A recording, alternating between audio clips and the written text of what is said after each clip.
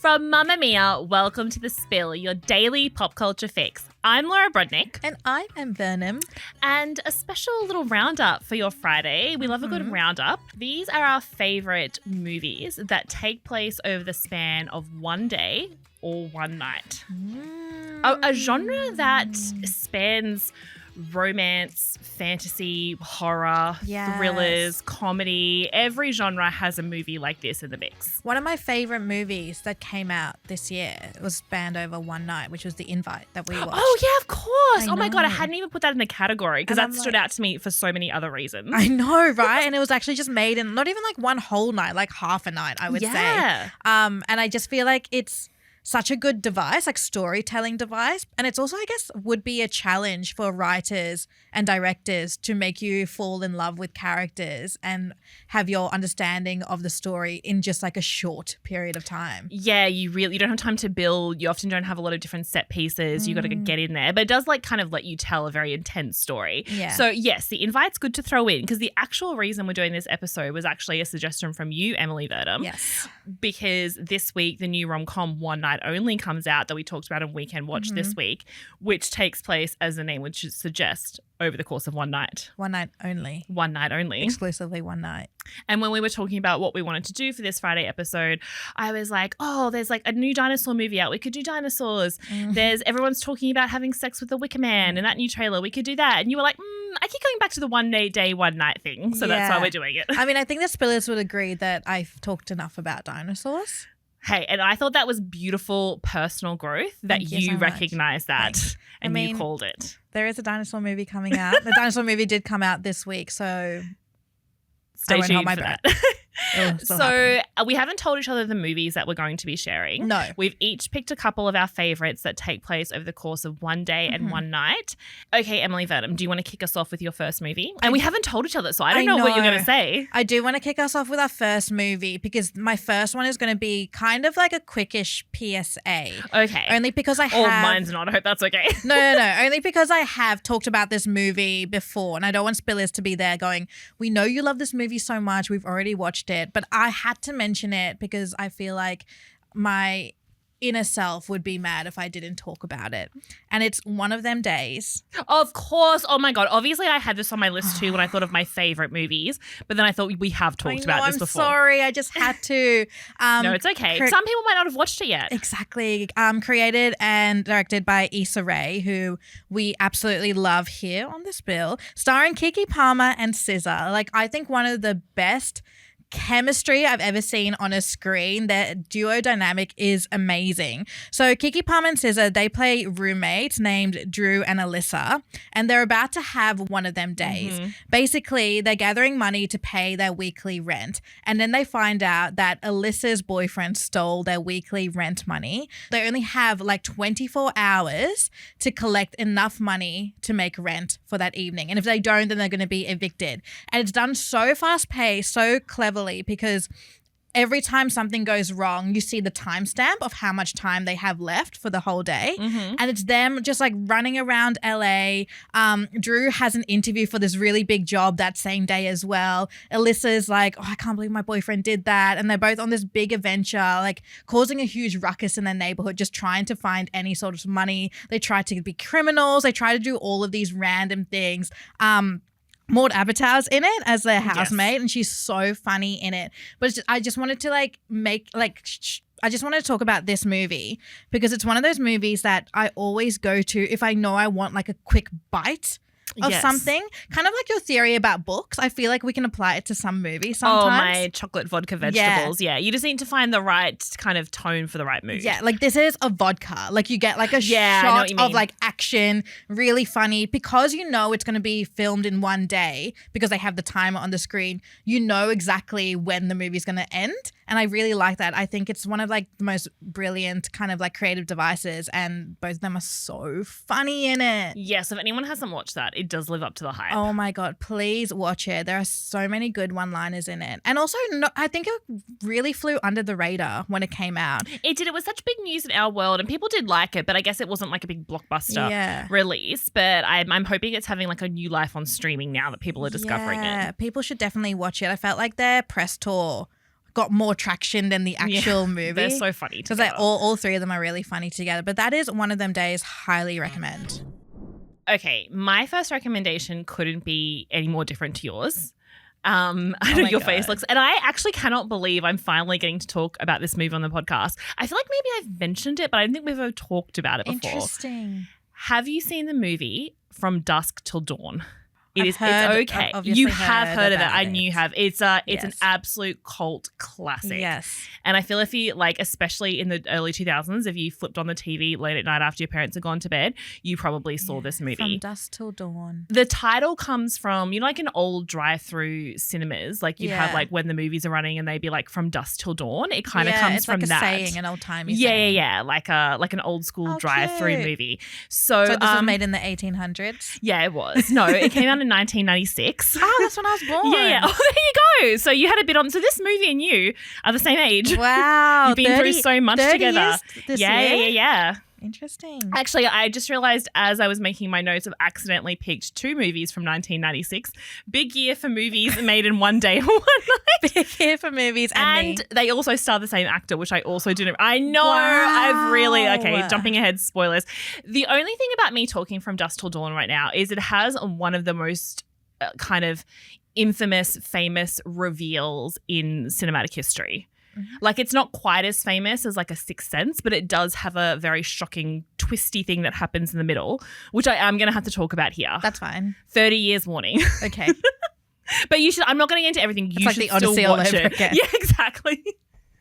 So From Dusk Till Dawn, it came out in 1996, and since then it's gone on to be this cult classic, and it stars Quentin Tarantino.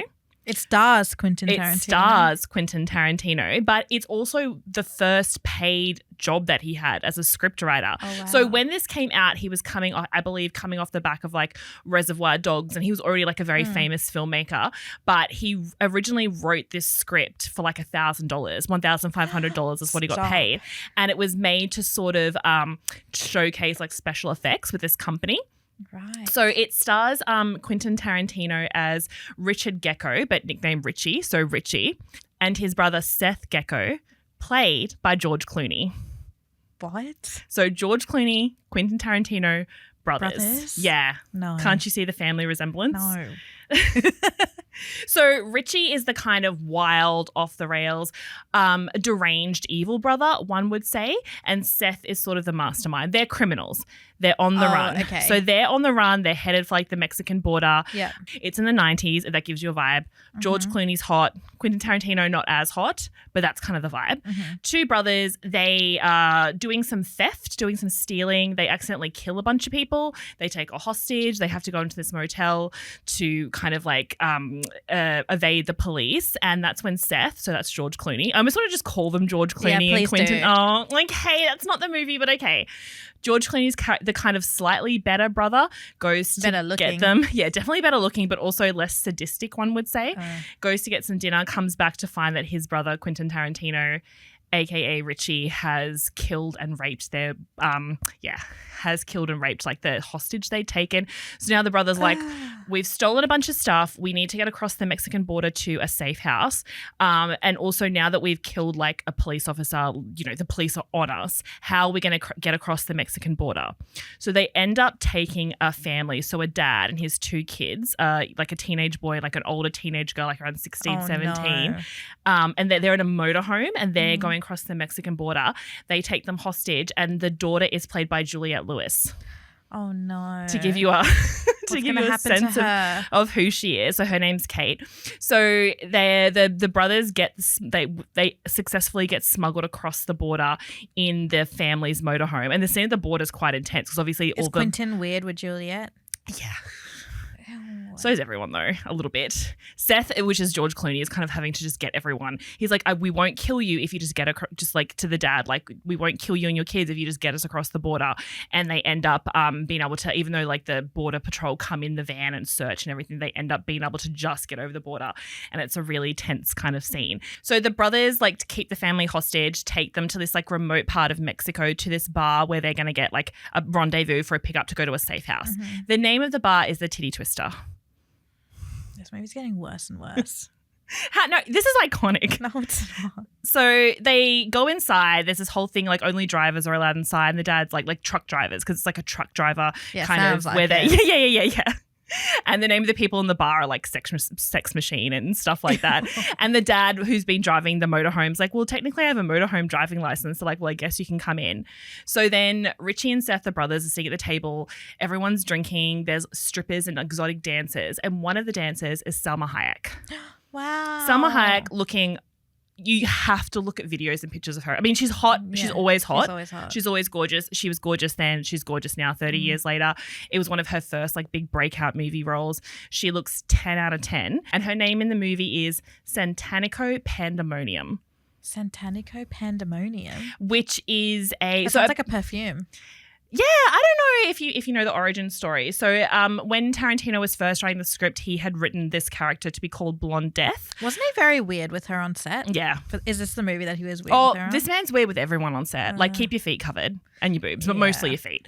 Yeah. Like, the thing about Tarantino is, like, and the thing is, I am a fan of his movies and I love watching them, but they are, like, extremely violent. They do over-sexualize women often without giving them like proper character arcs. Not always when anyone comes to me about Kill Bill and stuff, or just being like a bit gratuitous with like nudity and stuff like that. But I think they had it. This is like Selma.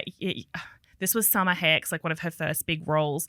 And once they found out that she was going to play the role and they really wanted her, they changed her name to that. And it was like a play on this like old Mexican horror movie that Quentin Tarantino had remembered seeing on like a VHS when he worked in a video shop back in the day. And in the movie, so she's up on stage and she looks so gorgeous, right? She's up on stage and she's dancing and she's got a live snake around her neck. Oh, Britney Spears. Yeah, exactly. A live like python like around her neck, and she's dancing and everyone's really enthralled with her, right? And then apparently behind the scenes, Salma Hayek was like really, I haven't seen her say this, but I've heard the story around the trap, so I think it is real and I hope it is that she really wanted to do the movie, but she had a terrible fear of snakes, so she had to sort of overcome that behind the scenes. And to kind of push her to do it, they kept saying to her, Madonna's going to do it. Madonna really wants to do this role. She was like, no, it's mine. First you have the threat of a snake and then the threat of Madonna. So then something happens. Now, if I could ask you where you think this movie is going, what would you say? That's a good question. I would say that the dad and his two kids like drop them off and are like, all right, you're welcome. Bye. We're just going to go for our Mexican holiday. And then I would say that these two guys either die in a shootout at the bar or eventually escape and run away together. So none of that really happens. What happens is the sun goes down, the doors close. This is where we're getting into this. So this movie, it started in the afternoon, but the movie happens over one night. They've got to like stay alive till sunrise because... So it's getting dusk. Yes, dusk till dawn. Yeah, got as the title would infer. Something happens where blood is drawn and... What? Blood, like a character starts to bleed because of a wound, and Salma Hayek, her character, Sanctimonium Pandemonium, immediately transforms into a grotesque, gruesome vampire. And then all the doors shut and all of a sudden the whole movie changes. Your face right now is so... They copied that from Sinners. Actually, Sinners has a lot. When Sinners came out, there was a lot of talk about which was better, Sinners or From Dusk Till Dawn. Interesting. And I wouldn't say they're the same movie at all, but I guess they do share a few kind of tropes. So up until this moment, you're just watching. And when this came out, people were shocked. And I remember like adults in my life talking about like, you'll never believe what happens in this movie. Is this before he sucks her toes or after?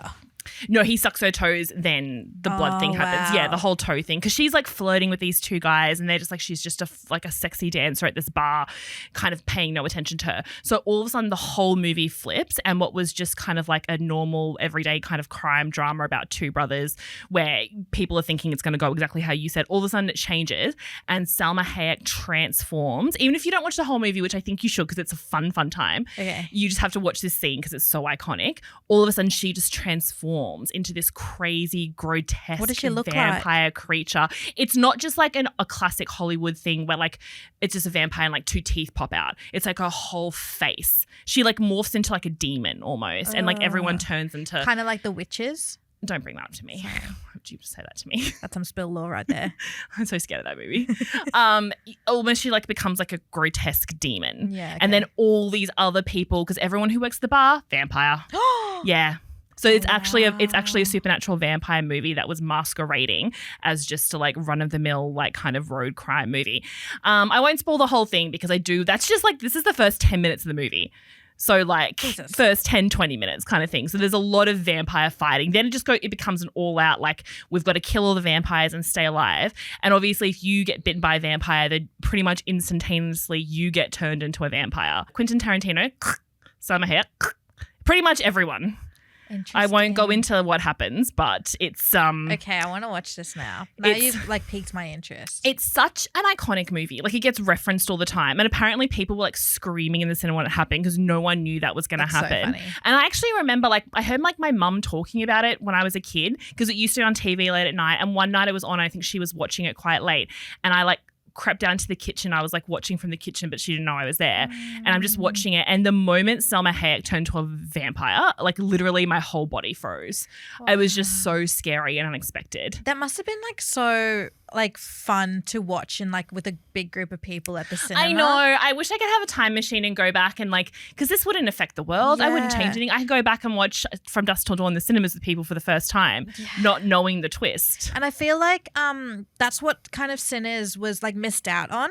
Like Sinners could have had a very similar like experience where you went in thinking it was like a gangster movie. Yeah. And then suddenly there's vampires. But I think with like social media and like with so many people talking about movies now, we knew from the very start, like when the trailer came out, this was marketed as like a sexy vampire movie. Yeah. And I'm like, if we didn't know that, this could have been a whole different experience. Oh my God. Yeah, exactly. Because we saw so many of the vampire clips in the trailer and stuff because they had to. But yeah, it's a very similar vibe to Sinners where you're so following along like almost like a drama. Yeah. And these characters, and all of a sudden the whole movie just changes. Yeah, and you're following this guy and you're like, oh, will he end up becoming a musician? And like, who cares? He's about to die. Yeah. You're like, there's vampires. That's the thing. You're like, oh, is the family going to get away? Are these two brothers going to get across the border? And then it's just like, how many vampires can George Clooney kill in the space of one night before the sun comes up, and who's the one person left standing next to him? Not the person you would think.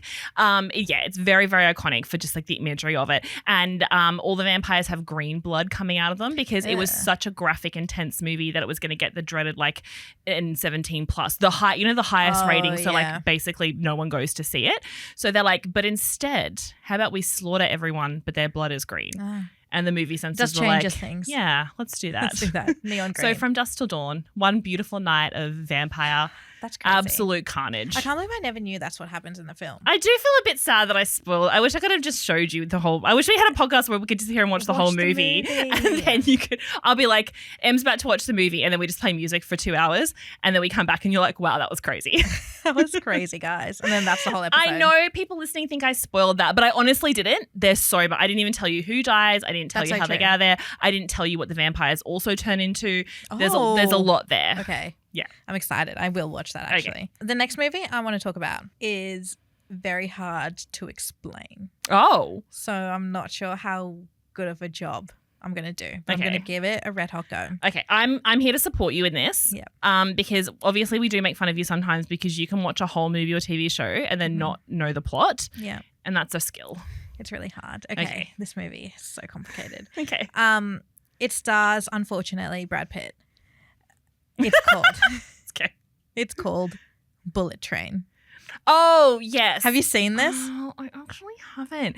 I hate it when you don't see movies because then you can call me out when I'm explaining something wrong. I remember Bullet Train coming out so vividly because it was only a few years ago. And I remember the rave reviews. And I think I couldn't go to the premiere for some reason. And I'm always like, I'm going to watch Bullet Train all the time. And I just never have. I'm not even up on my high horse about Brad Pitt. I haven't watched it yet. Oh my God. It is. So it does take place in one day and it only takes place on a bullet train. Yeah. It's based off a Japanese novel with the same name, but it stars Brad Pitt. He plays like kind of an American assassin with the name Ladybug. We only know him for his assassin name, Ladybug.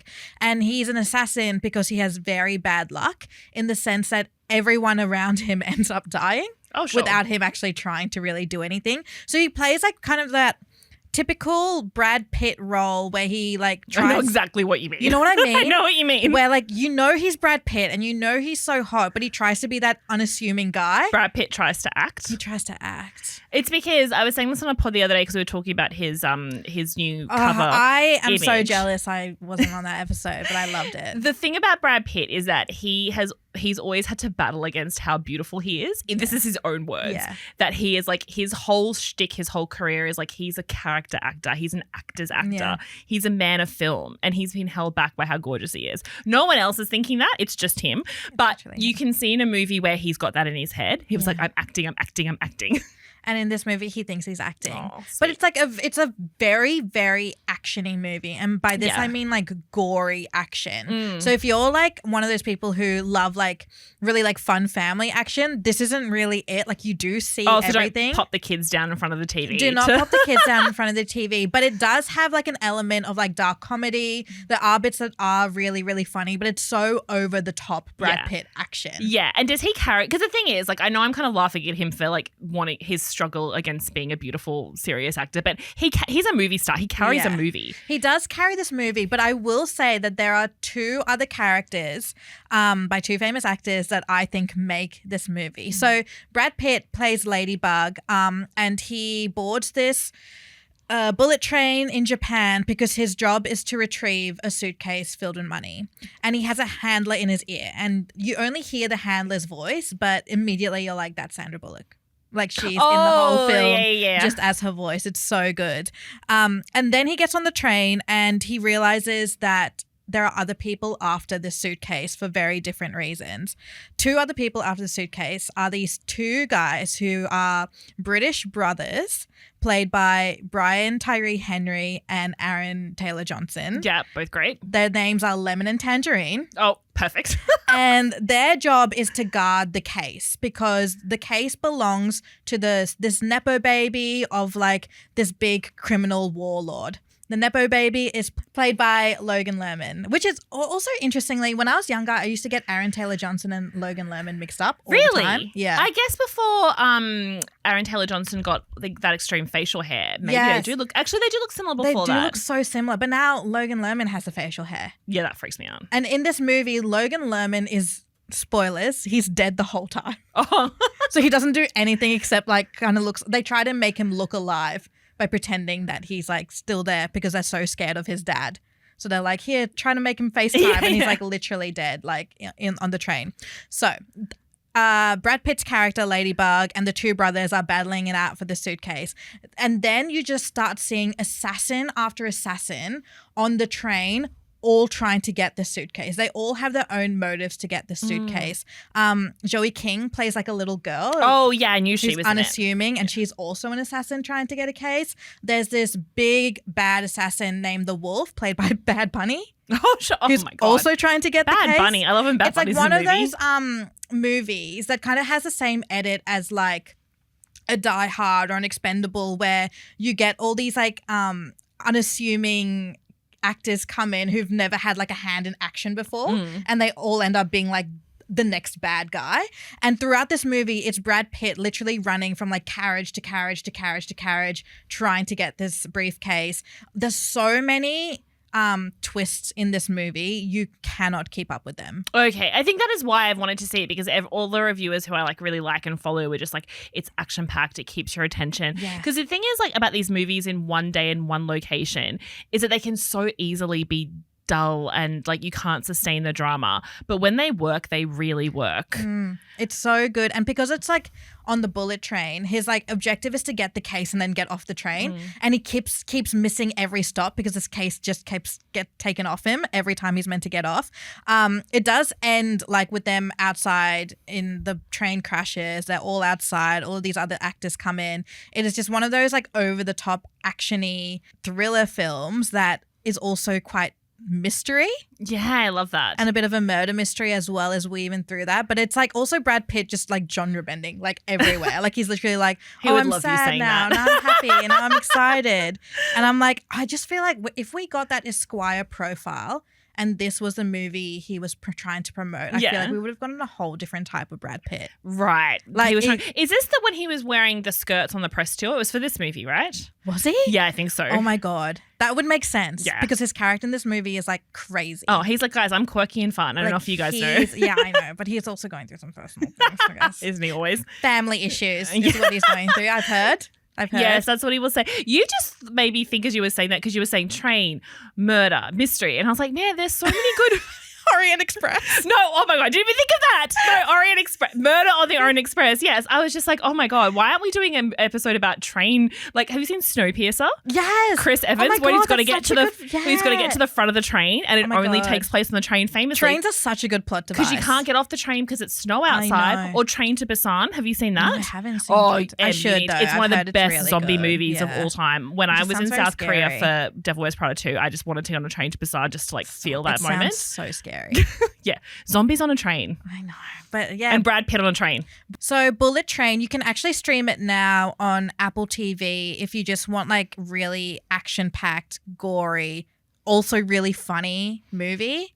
That train moves real fast. Real fast. Bullet Train's famously fast. Yeah, and please stay tuned for our episode movies that happen on trains. Oh my God, there's so many. Sure to be a huge crowd pleaser. There'll be another two-parter, like an Odyssey. Yeah. It is the modern Odyssey. It's the modern Odyssey. Don't threaten people with that. My next movie that takes place over a day or night, although this one is a day, came out in 1996 and it stars George Clooney. When I looked at my notes, I was like, wait, what? I looked at them and I was like, did I muck that up? No, I didn't. George Clooney, as he was these are two of his first biggest movie roles ever. And they both came out in 1996. They both star him in like some of his first big leading roles, not just a cameo. They both take place over the span of like a 24-hour period. And they could not be more different. From Dusk Till Dawn is obviously a very intense horror, blood, death, gore, naked nudity, kill women movie.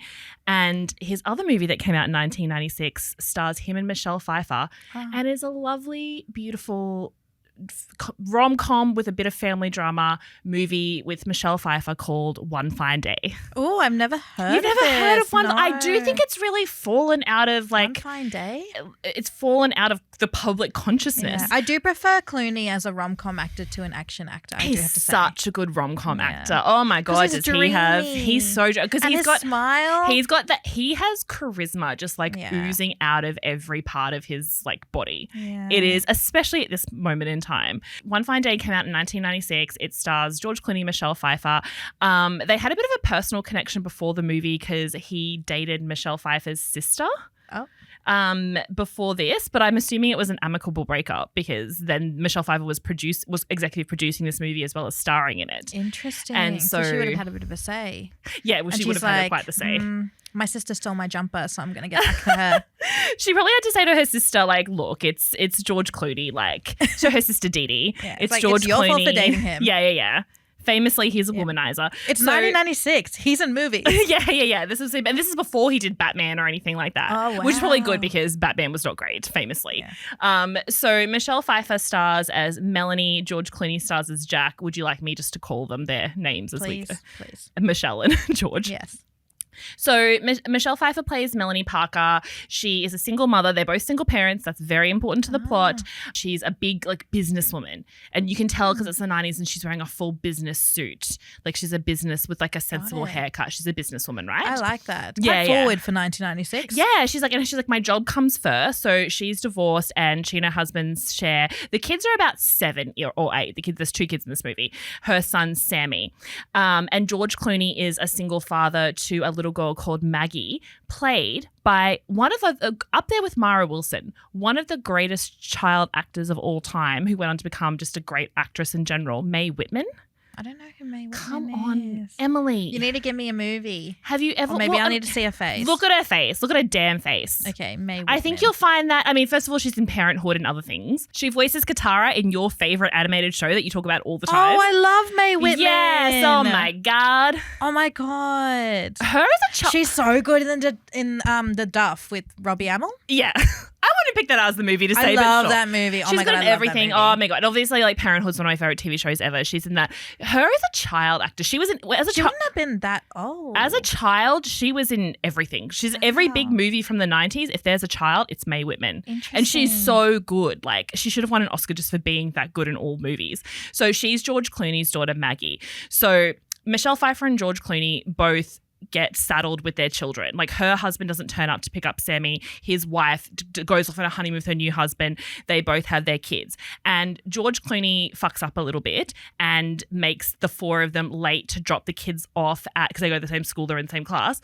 to drop them off at their excursion. They're supposed to get on one of those the ferries that go around Manhattan. So it's like a full day thing. And it's like they're racing to get there and they see the boat go away. Now, this is bad because both those adults have a full work day and now they're saddled with these children because they can't take them to school and they can't go on the field trip.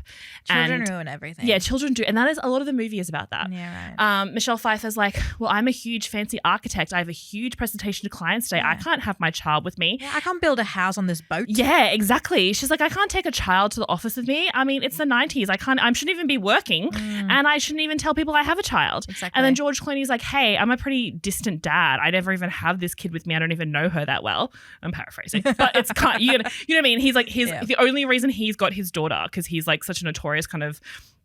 Like, you know, he's the fun dad who sometimes pops in and doesn't, like his wife does all the heavy lifting. He's the dad who's like to his daughter, what's your name again? Yeah. And he's like, oh, I don't have anywhere for you to stay at my apartment. Just stay at your mum's house kind of thing. Like, it's really sweet to her because he's George Clooney, but he's not the parent. He's the fun dad. But the mum's gone off on her honeymoon with her new husband. So he's got Maggie. And he's like, well, I'm a big reporter for a New York, not the New York Times, another New York magazine. And he's trying to break this big exclusive that day about the mayor being corrupt, the mayor of New York. So he's like, well, I can't take the kid. So they all pile into this taxi together and they're trying to sort it out, and they dislike each other immediately because Michelle Pfeiffer is like kind of like she does everything. She is like, you know, she's got everything sorted. She If works. they don't like and each other, why are they hanging out? Well, they're forced together. That's what's happened because now the two of them are just like, what are we going to do with these kids? They all pile into this taxi to kind of figure out where to go.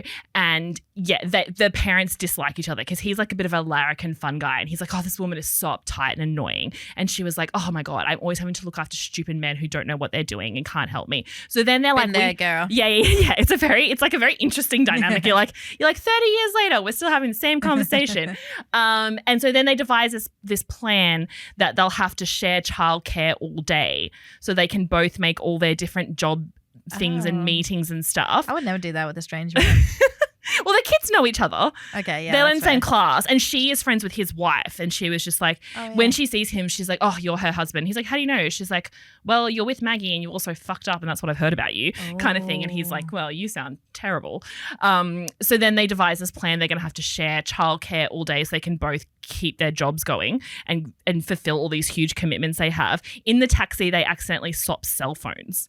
Is the other thing. These cell phones, they're like a huge brick. This would never happen today. Antenna coming out of it. So then all morning they're having to like say How do you accidentally swap that? I mean, they look exactly the same. Oh, jeez.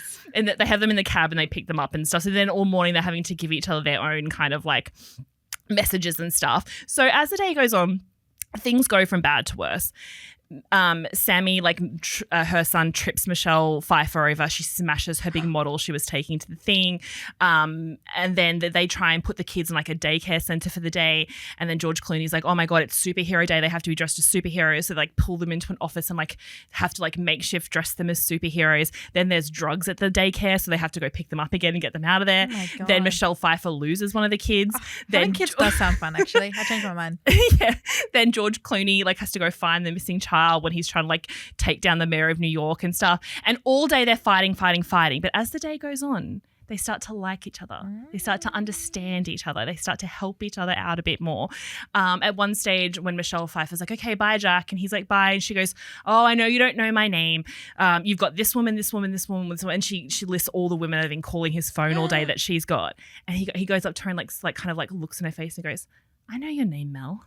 And that's when she's a bit like, I think I like the shitty dad. Oh my God, if George Clooney did that to me, I'd be like, even if he said the wrong name, I'd be like, yeah. Yeah, that's my it's name. so funny because as this movie goes on, she starts to fall so deeply in love with him. And all this happens over the space of a day, obviously. While all these women are calling his phone, that's crazy. But she's falling in love with him because he's George Clooney half the time. Yeah. Like I was thinking if a less attractive actor did this, you'd be like, this guy is like, he's a absent father. He doesn't really care about her. But then he also, asshole.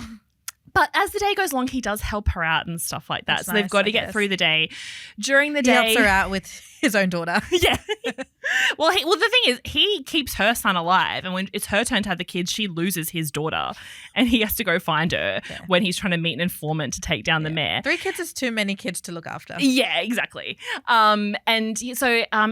Yeah, a lot of bad things happen. A lot to do with animals. At one stage, he finds her daughter who's like found this like box of stray kittens, and they have to adopt one. Some fish meet there an end, a gruesome end.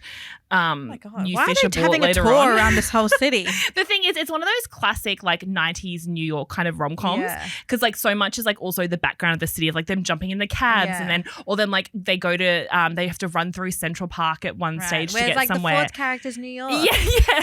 And there's this big puddle of water and the kids run through it and George Clooney has to like pick Michelle Pfeiffer up and swipe her and like sweep her off her feet and like carry her through the water, and they all start laughing. And so it's just watching as the day goes on, them fall in love until they say goodbye at the end of the day. And then George Clooney and Maggie get home and he's like, should we go? We miss them. Should we go back to their apartment? And then they do. Oh my God. They go there and they have like the kids watching TV and then George Clooney, Michelle Pfeiffer in the kitchen. It's all just bulled to this point because now they're like, Wait, even though- Michelle Pfeiffer has a husband though. No, they're divorced. Her husband's up, and she finds at the end of the film got that he's going off on tour, so he's not even going to be around for the kid. Got it. And then in the kitchen, he's like, they had this. I don't want to spoil it because it's very romantic. When he's just like, "Can I kiss you?" and she's like, "I don't know, can you?" And he's like, "Well, that's what I'm asking." And it's a whole kind of thing. So the day ends with them falling madly in love. That's nice. So Feel good. one of the reasons maybe you haven't seen One Fine Day is it kind of bombed at the box office. It's gone on to become a bit of like a kind of like From Dusk Till Dawn, but very differently. Everyone was watching Dusk Till Dawn. Yeah, a bit of a different cultural kind of moment. But I think a lot of people have forgotten about it. But it was interesting because a few years ago when George Clooney and Michelle Pfeiffer were doing that variety Actors on Actors together, they were talking about One Fine Day, like this big movie they filmed together. And George Clooney was like to Michelle Pfeiffer, yeah, that movie bombed so bad, right? And Michelle Pfeiffer, especially because she's a producer, she was like, well, the thing is, the test audiences, the original, I know that's a dirty word for you. I hate those guys. The test audience first reactions was so strong. They loved this movie. This is what Michelle Pfeiffer was saying. She's like, they loved it too much. And she said the studio got really cocky and they were like, we've got the biggest hit of the year on our hands. And so the marketing went out with this movie is better than Sleepless in Seattle. Yeah. Oh no. I personally do think it's better than Sleepless in Seattle.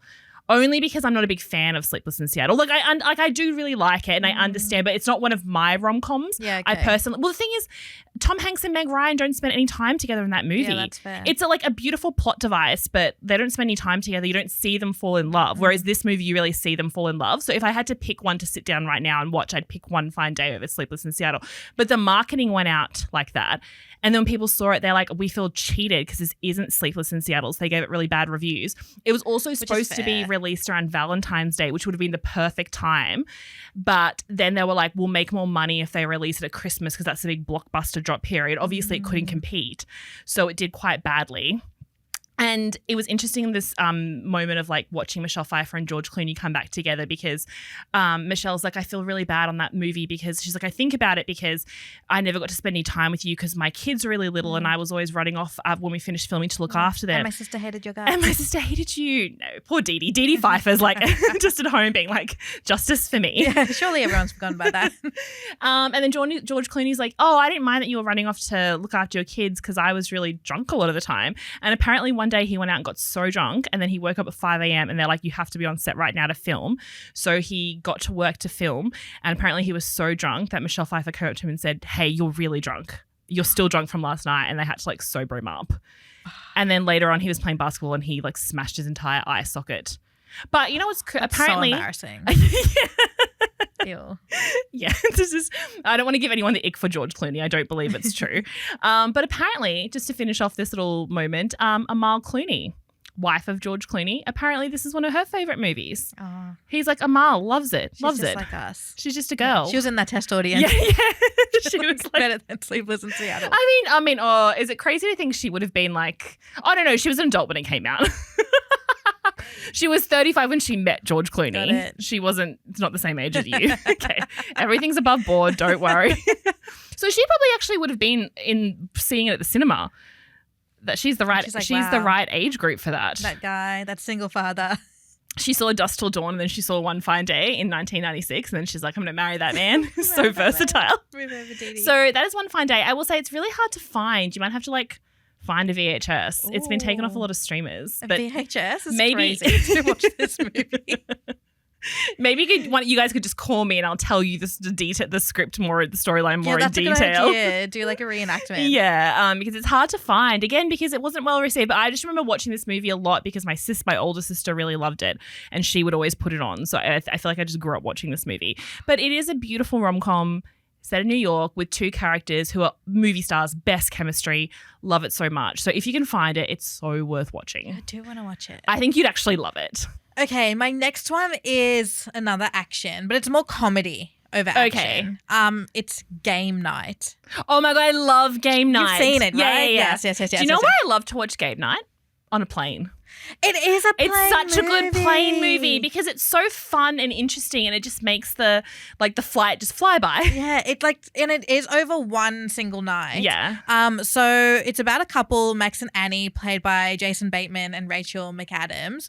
Great chemistry. I didn't think like these two, when I saw the cast, I was like, oh, it's going to be like one of those like actor heavy where they have to like, you're just looking at the actors. Yeah. But they really lean into their characters, which I love. So these two, this couple are obsessed with games. Like they're obsessed with board games. They're obsessed with charades.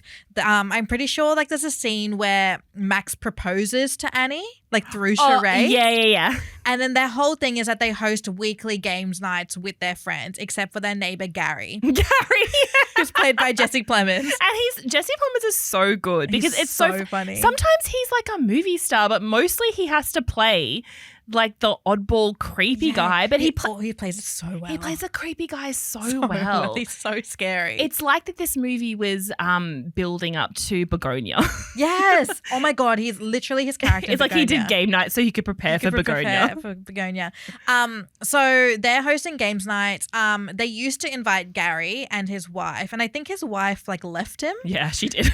And he's like a cop, and he's always like, when are you guys hosting the next games night? I'd really love to come. And they're like, oh, we don't do that anymore, but they do it in secret without telling him. It's quite mean. They don't want Gary there.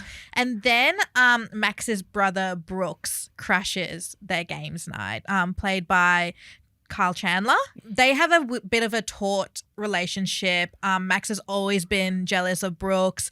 Brooks does this thing, like he does like a lot of backhanded compliments. Like he's like, oh, Max, your hair smells nice. What is that? Head and Shoulders? And Max is like, why do you always like say that I'm wearing like anti-dandruff shampoo? And he wins over the room so quickly. Like everyone loves him. He's very charming. Yeah. He's got a lot of charisma. He takes over games night and he's like, guys, I brought my own game. I really, really love you guys. I love doing these games nights. He kind of offends Annie when he was like, I think I should host the next one. And she's like, no, that never happens. It's always in my house. And he's like, I have planned for tonight a big like physical murder mystery party and the winner gets my car. Yeah, huge. And they were like, oh, and it's like one of those, I don't know, I'm not a car person, but it's one of those fancy cars. It's like red without the roof. Yeah, I'm not a car person either. And they, to say the least, they all seem very excited about the car. Yeah. And it's very fancy. I think it's a Corvette, if that's a car. Yeah, that is a car. Okay.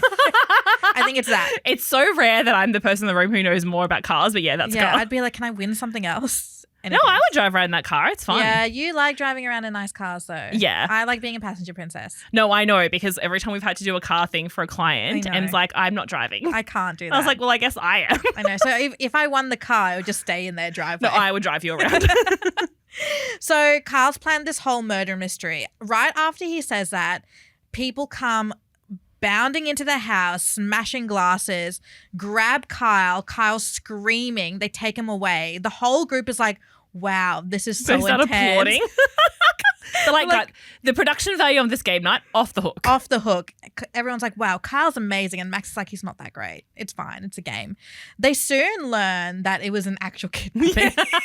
Yeah, that was not the game.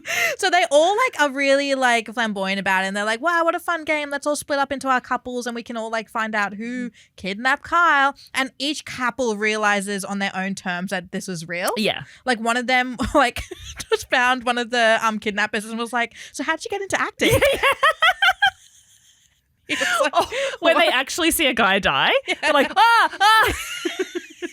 And he like finds like Kyle's gun and she's like, oh my God, this looks so real, and like shoots Max in the ear. So this whole thing happens. There are quite a few juicy plot twists in between, like a lot of really fun actiony comedies, very similar to Bullet Train actually. Yeah. And it all like climaxes on this like aeroplane where they find out that Kyle is actually dealing in like the black market with jewels. He has like this big he secured this big like jeweled egg for one guy, but then he like secretly sold it to a different guy, so then both the guys are after him. And you realize at the end the lesson of the story was that the whole time Kyle was actually jealous of Max and his lifestyle. He had because he had like a loving wife and friends and a home and all these things. But also Max is kind of like a wet blanket, because the whole way through he's just like, they're talking about having kids, and then he's like, I really want to have a kid, and the whole way through Max is just like, I don't think I'm ready personally to be a father. And I'm like, it's not always about you.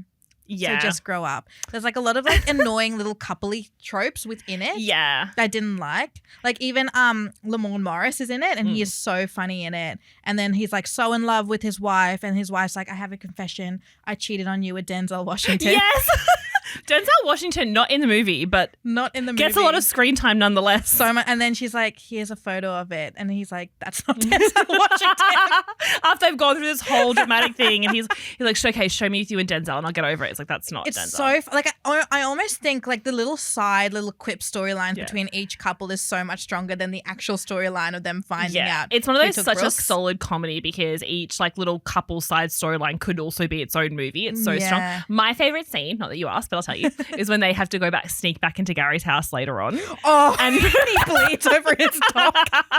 And then he bleeds all over his dog, which is the only thing this sad man has left in his life. And they're trying to wash the dog, and it's getting so much worse. And Gary is on their side and tries to help them. Yeah, because he's a so police excited officer. They came for games night, and he's like, why is my dog red? And then he gets shot at the end. Oh, yeah.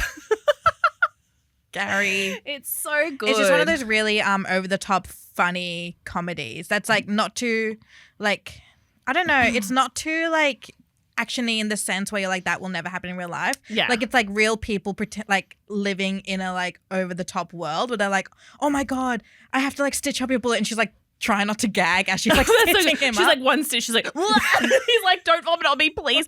It's also so good because Rachel McAdams, I don't think gets enough props for being such a good comedic actress. She's so because funny. For such a long time, she was the romantic lead or she was the girlfriend. Yeah. And then she's done some really good dramas.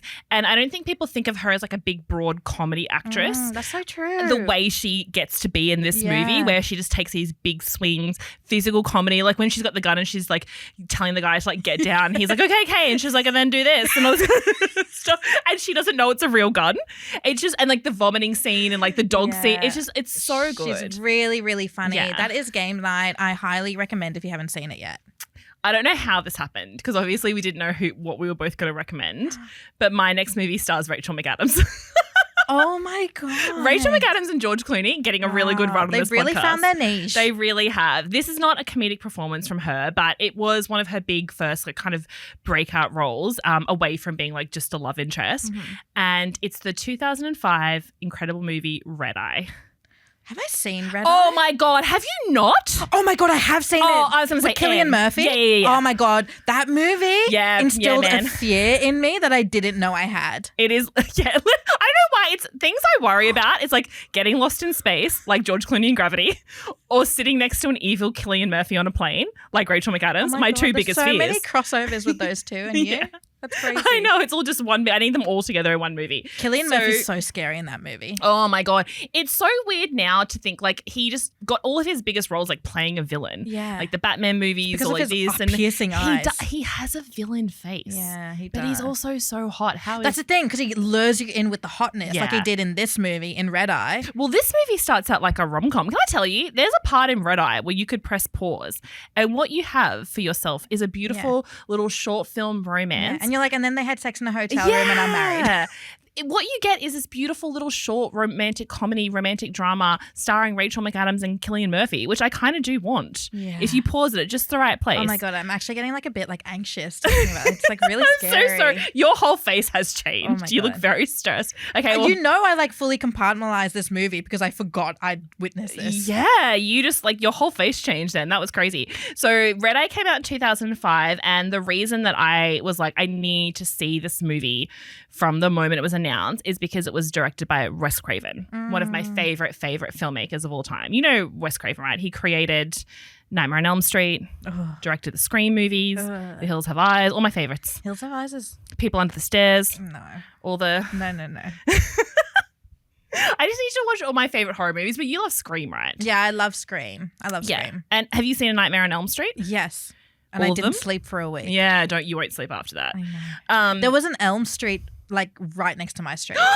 Oh my God, I would never Don't. have Like I slept. actually, like why would they do that? Yeah, that's crazy. Or Elm Street should have been taken down. They after that movie came should've. out. They should've. It's interesting. This is one of his most critically acclaimed films. Is it? And I was like, sorry, you guys can't get behind the rest of his movies. That you just weren't. The world wasn't ready for them. Wow. Obviously, Scream is like critically Was acclaimed. this a but- cinema release? Yeah. Oh, When yeah, Red Eye came out, 2005, it was a yeah. big. It was like a blockbuster weekend. Because I think I watched it like much later, obviously, because I would have been like a young child. You would have been a child because I think I saw it with my friends. I was a teen. I think I watched it like on cable TV, like after, like with ads in between and Oh stuff. no! You need to You need to go home, turn the lights off, and watch And it I would just like properly sit and now. watch all the ads and shit. You're like, what's Cillian going to do next? So yes, Rachel McAdams stars as Lisa, and she's taking a flight from Dallas to Miami, and it's a red eye flight. You know, Yeah. the last flight of the night that you take that flies overnight, and you can't sleep, so you get red eyes, which is why it's called a red eye. So she's flying back. She's been to a funeral. She's feeling a bit sad. Lisa is, and she's about to get in a red eye, which is a horror movie in itself. Freaking hate a red eye flight. I don't sleep on planes. Now I've got Cillian Murphy to worry about. It's a whole thing. It's only like red eye flight should only be a thing if you're like going overseas, like from here to any other country. That makes sense because you'll get like 2 days out of that. But then you're so uncomfortable. You have shorter person privilege. You can That's probably so fit in the true. chair. Yeah, I can only sleep if I'm on a work trip. I'm in a pod and I can lie down. My little. Fair. And the thing is, if all these people were in pods, red eye wouldn't have happened. So true. while she's waiting in line for the flight, Lisa, she meets a very handsome, very charming man called Jackson, played by Cillian Murphy. And she and Jackson quite hit it off straight away. They chat, they're flirting, they go and have a drink at the airport bar. This is where it's a rom-com before the plane. They chat and they have a lovely time. They have a connection. And she's quite smitten with him and he is quite smitten with her. And then they get on the flight, Emily, they get on the red eye. And who is sitting next to Lisa? But sexy Jackson from the airport bar. It's the universe telling them they belong together. And you think that if you haven't seen the trailer, you think, are they about to like fall in love on this plane? But then things take a turn because once the plane is up in the air, Lisa finds out that Jackson is actually works for a domestic terrorist organization, and Lisa manages like a big fancy hotel. I'm really telling this quick fire. You guys know what happens. Manages a very fancy hotel, and he has to get to a very famous, important guest in the hotel and kill him. So he needs Lisa to move the guest out of one hotel suite into another so that a boat outside can blow that suite up. Is the nuts and bolts of the situation. I think about this situation all the time. Oh, you think about, because the thing is, obviously Lisa's like, I'm not doing that. First of all, I'm a professional. Second of all, I kind of had a crush on you and I'm pretty upset about that not panning out. But third of all, he says, well, I've got your dad held hostage. And I'll kill your father if you don't do this. So she has until the red eye lands to figure out how to not get this guest in the hotel killed, not get her father killed, and not get herself killed, all while she can't tell him on the plane. Yeah, and this is where Lisa's a better person than me. Oh, sure. Because why? firstly, you have my dad. Love that guy. Don't want him to get hurt. Yeah. Secondly, you tricked me into falling in love with you. Now I'm embarrassed.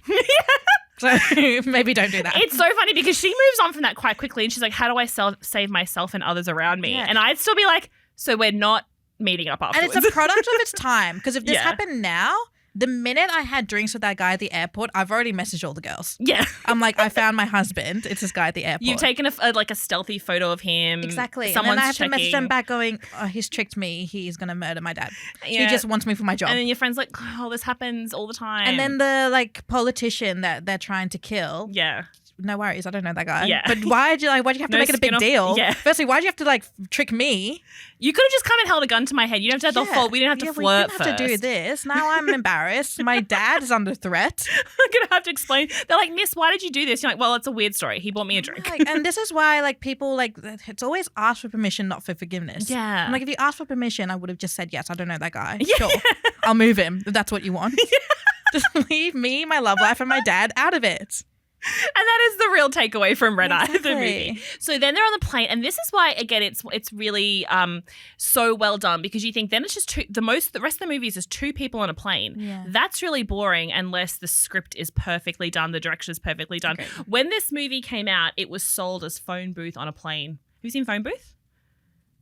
Yes, I have seen. Oh, Phone Booth. yeah. Oh my god. Did you block that as well? I think I blocked that out. What's wrong? Are These you movies okay? really scary because I think they rely on your adrenaline to always be peaking. Yeah. Because your adrenaline never relaxes. Yeah. It's like a horror movie. Your heart's beating camouflaged so as like a fast. mystery. Oh, 100%. It's a horror movie on a as I said, a Red Eye is already a horror movie, Yeah. and this is an extra horror movie because this man's trying to kill you. You can't relax. You can't do all the things on a flight that get you through a red eye. You can't have a drink. Well, you can, but you need to keep your wits about you. You can't go to sleep. She can't even read a book. Yeah. Because she's got Lights to figure out. out a way to escape. So, and Cillian Murphy's such a good villain. He's like one of the best actors to ever Yeah. live. But he's so menacing and I sly. And know. he's He's so like very rat boy energy. yeah, he's so charming, but he's so menacing Yeah. that like just he doesn't have to do anything. Just his demeanor freaks you out. So then Lisa she keeps trying to let someone know, but he's like, if you tell anyone, I'll kill your father instantly. So then she's like, how and can he's I not let- joking he's about not. it. He will. And she's like big girl boss energy. Like she really cares about this guest over her own dad, which is crazy. This is what happens when you girl boss too close to the sun and you put your job too far, because she was like, she takes it too far. And I'm like, if she was just an assistant, Yeah. this wouldn't have happened. But Exactly. she has to be the manager of the She's big the manager. hotel. She's the only one who can make the call.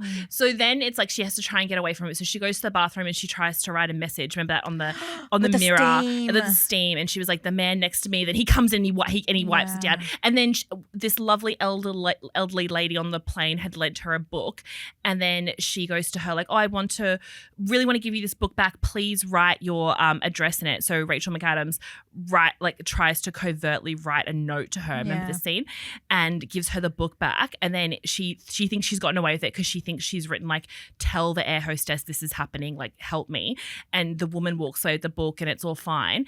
And then like a little while later she looks back and the woman's like passed out. Like he's somehow gotten to her. He's gotten the book off her, and he's somehow not potentially killed her, but she's So then the plane she's dead.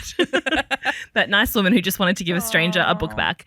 So again, we're not spoiling the whole thing. There's so much other stuff that happens. But then we have the build up at the end where the plane's about to land.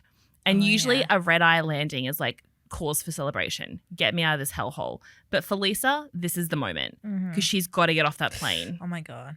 And this is one of my favorite scenes in the whole movie. Yeah, strategy. She gets a pen. This is why you should always have a pen on a plane. One, because finding a pen to fill out that customs form in the line is super annoying. You should always fill out on the plane. 100%. I always travel with a pen. Two, you could use that pen to stab Cillian Murphy in the throat. Yeah. Should the occasion call for it. And stab she did. She stabs him right through the throat. Yeah. And he wasn't impacted at all. No, he's a bit like, If anything, he got a huskier, sexier voice. he looks annoyed. Yeah. He grabs the air hostess's scarf from her neck and wraps it around. Yeah, because he's like, I don't want people to the gorge from him. Exactly. So she times it perfectly. She waits for the door to open. She picks up the pen and without even hesitating, stab right through the neck. Then he's got to pull the pen out. He's annoyed. He can't breathe. He's choking. She does that annoying thing that some passengers do where they think that it's their right to get off before everyone else. Oh, yeah. And Lisa pushes past all the other guests and she gets off the plane and everyone's pointing at her because they think that she's the killer because she stabbed a man next to her with a pen. And that's fair. That's a so fair call. She didn't think of that part of Then the story. then he starts chasing her through the airport. Remember that scene? Yeah. And she's got to like get in the lift and, And then he's get like a thing. faster Yeah, with he's that so extra gaping hole. it's like the air's rushing. Yeah, he's getting more air. He's the getting more air's oxygen. rushing through his neck hole, and he's angry because Yeah, he's angry. up until now pretty much everything has gone to plan. He's angry because that stupid, beautiful woman Yeah, tricked him yeah. back. tricked him back. He's chasing. We won't exactly spoil the end, but then he like pursues her through the airport, and that's when your heart's beating. Because up until then, you're like, she has to get off the plane. She has to get off the plane. When she's off the plane, and like one mistake, like if she turns the wrong way in the airport and he catches her, the security guards are after her. You know, she takes her jacket off and she sits down. Then she has to, and when she's running for the train and he's right behind her, and she just slams through the door in time for the train doors to close so she can get away from him.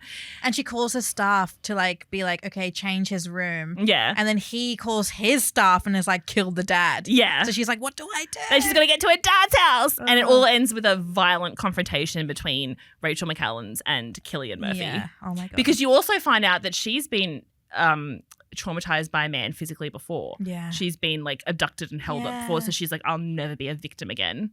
It's like, yeah, girl. So it's actually a feminist movie. It is. A movie for women. A movie for women. That if sometimes you just have to stab a man through the throat with a pen if he's holding you hostage. Yeah. Or pretending to fall in love with you, which is Yeah. arguably worse. Exactly. The worst thing someone can do. So that all takes place over the span of one very intense night. Red Eye. What a thrill. Oh my God, such a good movie. Such a good movie. And also Rachel McAdams with like a voluminous bob. Gorgeous. Yeah, gorgeous. The whole way stunning. through, How could he not fall in love with her, honestly? Exactly. The whole way through that movie, I'm like, this is so upsetting. I'm so scared. This is so intense. Her hair looks amazing. I just remember watching it. I even had a friend of mine cut her hair after seeing this movie to look like Rachel McAdams in Red Eye. And she kept it the whole time, even though this is very much a hair tied up situation. Yeah. Like the minute I find out the guy flirting with me is actually there to kill me, my hair's going in a bun. Exactly. I'm here to work. The minute Cillian Murphy says, if you don't do this, I'm going to kill your father and then I'm going to kill you, I'd be like, sir, wait a second. I need to grab a hair tie. Yes. And she committed to the hair down, which respect. Respect. Could never be. That's why she's a girl boss and we're not. She kept that job. Oh, Red Eye. If you haven't seen it, don't worry. I know we spoiled quite a bit, but there's many other twists and turns. Many. Thank you so much for listening to The Spill today. If you are loving our show, please just come over and say hi to us on socials. We are at The Spill Podcast on Instagram and The Spill Pod on TikTok, and we will see you next week. Bye. Bye.